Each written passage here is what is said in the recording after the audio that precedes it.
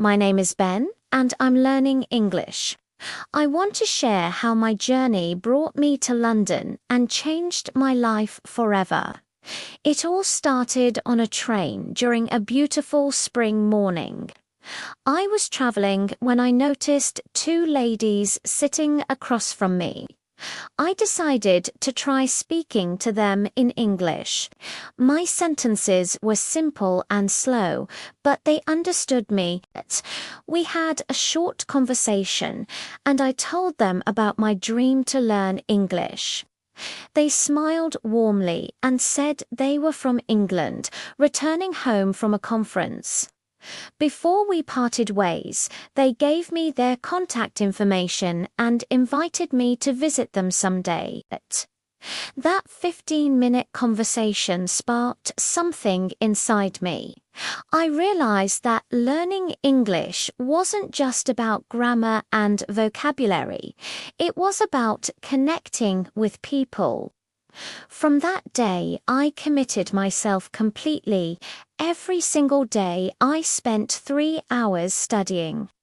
I translated texts, watched English movies, and practiced whenever I could. 8 months passed, and I could finally speak quite well, but I wanted more. I wanted to truly master the language, so I made a bold decision. I would go to London and study there. When I arrived in London, I found a wonderful school. My first class was on a Tuesday, and I was nervous but excited. My teacher was a young woman with kind eyes and an encouraging smile. She asked each of us to introduce ourselves and share where we came from. Then she asked us something interesting.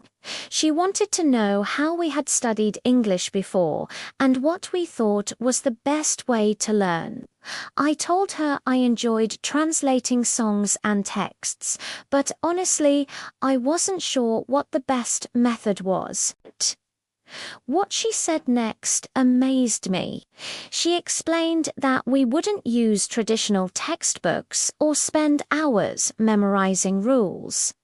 Instead, we would use English constantly for real communication. She told us that languages exist to help us share ideas and express ourselves. So the most effective way to learn is simply to use the language. Just like children learn their native language by speaking it every day, we would learn English by speaking it all the time. I felt relieved because I had never enjoyed sitting with textbooks. This approach felt natural and exciting. During our classes, we talked about everything. We discussed our hobbies, our dreams, and what we did in our free time. We spoke in pairs and with our teacher, and the time flew by. I loved every moment and couldn't wait to return. The next day, one of my classmates asked our teacher about the best way to learn new words. Our teacher's answer was simple but powerful. She said reading was the key. People who read regularly while learning a language improve twice as fast as those who don't. She recommended reading for at least 35 minutes every day, but there was more to it. The text had to be interesting and enjoyable. It should match our level so we wouldn't feel frustrated. When we encountered a new word, we should simply look it up, understand its meaning, and continue reading it. No need to make lists or try to memorize anything forcefully. Just focus on understanding the story. This way, we naturally learn how words connect and how sentences flow. I decided to follow her advice immediately. Later that day, my classmates and I discussed jobs in London. I needed work, and they suggested visiting a job centre. When I went there, the staff members saw that my English was good enough to work in a cafe. He said the training would be easy and I'd have many opportunities to practice speaking with customers. I could start on Friday. I accepted happily, knowing this job would help me improve even faster. On Thursday, something memorable happened in class. One of my classmates from China, who had been quiet all week, finally spoke up. He explained that he understood English well and read a lot, but he felt embarrassed about his pronunciation. He avoided speaking because he thought others would judge him. Our teacher listened carefully and then taught us about a technique called shadowing. She explained that pronunciation problems happen because we use our mouth muscles the same way we do in our native language. To fix this, we need to retrain those muscles by copying native speakers exactly. Shadowing means listening to English audio and repeating everything you hear, imitating the sounds precisely. Children learn their first language this way, and it works beautifully for adult learners too. She encouraged us to practice for just 15 minutes daily. My classmate's face lit up with hope, and I felt grateful to learn something so practical. After class, I stopped by the school reception. I asked about sports activities, because staying active has always been important to me. The lady told me about basketball and baseball teams.